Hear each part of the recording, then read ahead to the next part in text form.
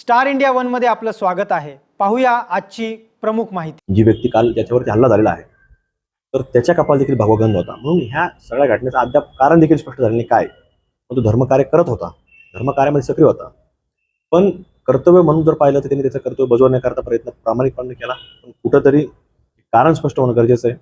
24 तास उलटून गेलेत, पोलिसांनी सांगितलेलं की आरोपी आम्ही कोर्टामध्ये आणणार आहेत, त्याच्यामध्ये कुठेतरी प्रगती झाली असावी, त्यांनी पूर्णपणे माहिती दिली नाही।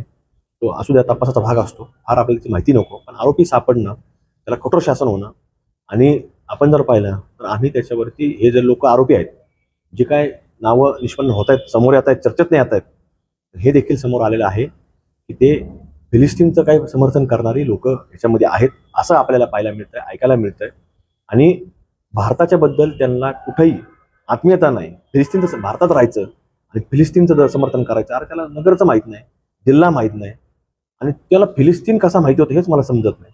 त्याच्यामुळे हे प्रवृत्ती आणि याच्या मागे आमचा दाट संशय आहे, आणि तो संशय नुसता संशय नाही, त्याची पोलिसांनी तपास केला पाहिजे। कारण की त्यांनी सांगितलं दुपारच्या सत्रामध्ये तिथे गेले होते, म्हणजे 1-1:30च्या नंतर, असा अंदाजे, कुठे रेकॉर्डवरती काय पोलीस काय घेतात माहिती नाही, पण अंदाजे असं सांगितलं 1-1:30च्या दरम्यान ते तिथे पोहोचले, आणि दुपारी 4च्या नंतर ही घटना घडलेली आहे। म्हणजे जवळपास 3-3 तास तिथं असताना म्हणजे याच्यामध्ये कुठेतरी याचं प्लॅनिंग घडलेलं आहे। त्यामुळं फक्त हल्ला नाही, हल्ल्याच्या मागे कट रचणारे लोक आहेत, तर ह्यांचा तपास झाला पाहिजे। काही पोलीस कर्मचारी देखील याच्यामध्ये आढळण्याची शक्यता नाकारता येत नाही, त्याच्यामुळं याच्यावरती योग्य तपास होणं गरजेचं आहे। मुख्य आरोपी जे तिथं मुकुंदनगरमध्ये फार पैशाचा जोर दाखवतात, जर आम्हाला त्याच्यामध्ये कळालं की हे वगळले, पोलिसांनी तपास नाही केला, तर आम्ही त्याच्यावरती देखील आवाज उठवणार आहेत। पण याच्यामध्ये ताकदवान जे लोक त्या भागामध्ये सांगतात ते ताकदवान नाही आहेत, ते शेवटी कोले आहेत, पण वाघाचं कातडं घेऊन फिरणारे जे लोक आहेत, तर त्यांचे तपास देखील याच्यामध्ये होणं गरजेचं आहे।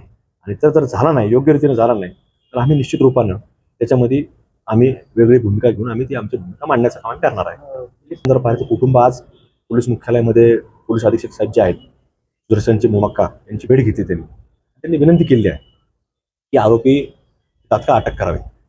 आमची मागणी आहे की फक्त अटक नाही करावी, अटक करून त्यांना, जरी ते त्यांच्यावरती कुठल्या केसेस आम्हाला माहित नाही, त्यांचं सोशल मीडियावर कुठं अकाउंट नाही, अचानक गायब झालेले, म्हणजे हे याचं प्लॅनिंगचाच पार्ट आहे। आता नवीन मुलांचे सोशल मीडियावर अकाउंट असं होत नाही, आणि ह्या मुलांचे अकाउंट कसे डिलीट झालेत, कुणी केलेत, ते ताकदवान जे खोटं बोलणारे लोक जे आहेत, आम्ही ताकदवान, आम्ही फार गडगंज आहोत, जे जिल्ह्यामध्ये जिहाद होतो, त्या जिहादाला फंडिंग करणारे जे लोक आहेत, ते काही गुलमर्ग परिसरामध्ये राहतात, काही मुकुंदनगर परिसरामध्ये नुकतेच गेलेले आहेत, ह्या लोकांचा तपास होणं गरजेचं आहे। ह्या लोकांकडनं याच्याकरता फंडिंग झालेलं आहे का, आणि ते असं समजलंय ते परराज्यामधून आरोपी पोलिसांनी काही घेतले, ताब्यात घेतले, परराज्यापर्यंत गेले कसे, कारण की हे सगळं ह्याच्यामध्ये प्लॅनिंग आहे। प्लॅनिंगचे लोक हे आपल्याला सापडणं गरजेचं आहे, म्हणून पोलिसांकडे मागणी करणार आहे। त्याच्यामध्ये फक्त आरोपी अटक नाही करायचे, जरी त्यांच्यावरती कुठल्या आम्हाला माहीत नाही रेकॉर्ड आहेत का नाहीत, पण त्यांच्यावरती महानगरपालिकेचं एखादा काम करतोय आणि त्याच्यावर हल्ला होत असेल, सिव्हिल म्हणजे पब्लिकचं काम करणारा माणूस असेल, जनतेची सेवा करणारा माणूस असेल, त्याच्यावर जर हल्ला झाला तर ह्या लोकांना मकोका अंतर्गत कारवाई होणं गरजेचं आहे, आणि ती मागणी आम्ही तीव्रतेने मांडण्याचं काम करणार आहोत। आमच्या YouTube चॅनलला नक्की सबस्क्राईब करा, पाहत रहा स्टार इंडिया। फेसबुक आणि इंस्टाग्राम स्टार इंडिया वनला फॉलो करा। पाहिल्याबद्दल धन्यवाद।